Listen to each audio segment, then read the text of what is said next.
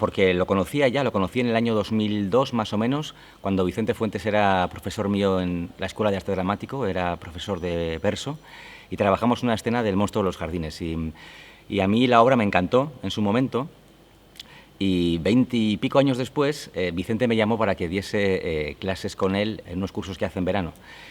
Y ahí, bueno, le propuse trabajar sobre este texto, lo volvimos a revisitar y vimos las posibilidades que tenía.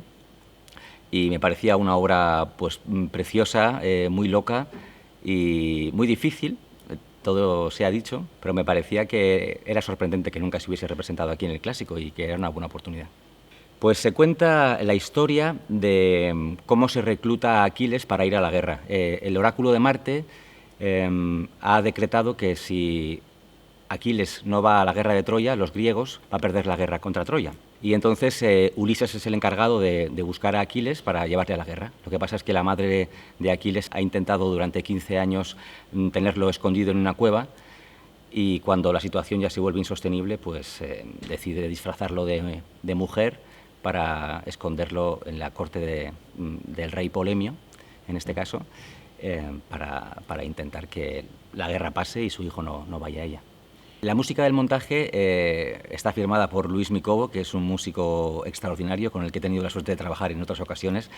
Lo bueno es que nos conocemos mucho y hicimos un trabajo previo muy grande, porque no solamente tiene importancia en la función la música, sino el espacio sonoro. Y él ha hecho una serie de composiciones, desde mi punto de vista, fabulosas para la pieza, algunas muy divertidas, otras muy emocionantes.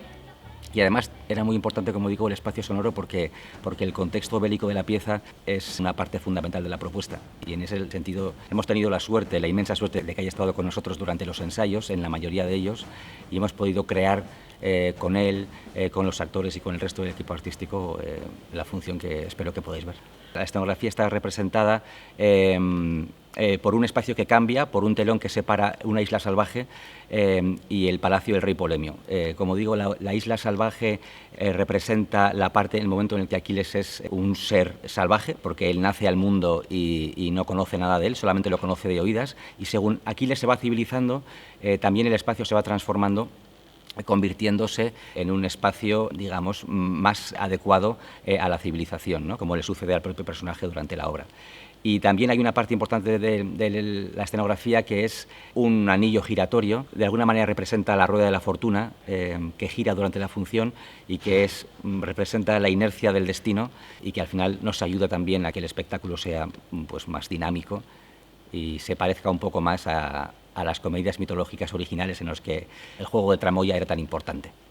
Bueno, así como se dice que las películas se escriben 3 veces, cuando se escribe el guión, cuando se rueda y cuando se hace el montaje, con las funciones pasa algo similar. Hay que hacer, por lo menos en este tipo de trabajos y en las condiciones que hay, por ejemplo, en la Compañía Nacional, uno tiene que trabajar previamente en su casa, hacerse una idea de lo que cree que va a ser el espectáculo.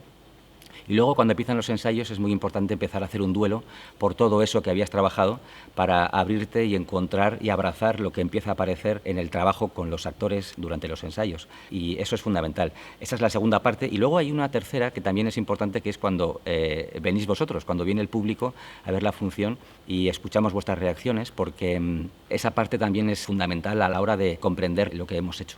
Sí, yo diría que igual no ha habido, o no recuerdo ahora mismo, una situación descacharrante, pero sí que los ensayos han sido especialmente divertidos.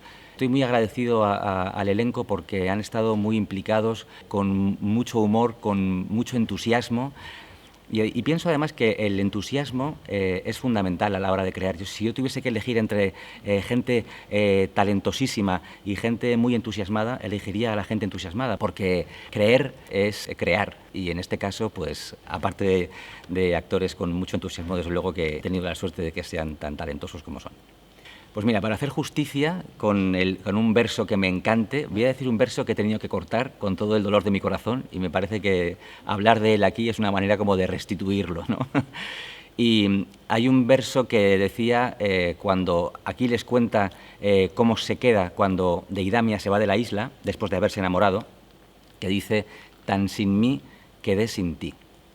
Sí, porque como he dicho antes, he descubierto a un Calderón mucho más divertido, mucho más gamberro y mucho más profundo de lo que pensaba que era, incluso leyendo La Función. Hablo de que ha cambiado la percepción, no solamente trabajando la obra, sino ensayándola.